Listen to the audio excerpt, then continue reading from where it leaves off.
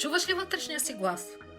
Да, той ти казва достатъчно. Време е да спреш да чакаш някого да те оцени.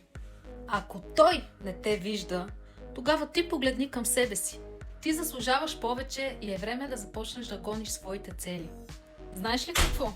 Ако той не те цени и не се интересува от теб, то е време да спреш да му се обясняваш.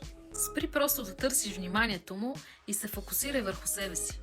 Ти знаеш ли колко време губиш, докато се опитваш да спечелиш някого? А той просто не вижда твоето значение. Спри да се унижаваш и започни да правиш неща за себе си. Като да тренираш, да излизаш на разходки, да започнеш да гониш мечтите си. Когато се започнем да се грижим за себе си, всичко хубаво ще започне да ни преследва. Аз също съм на път да променя себе си. В момента тренирам, имам дисциплината и имам резултати най-вече. Знай, че най-голямата победа е да се изправиш срещу себе си и да победиш в битката. Не преследвай странични хора, които няма да ти донесат нищо хубаво, освен болка и страдания.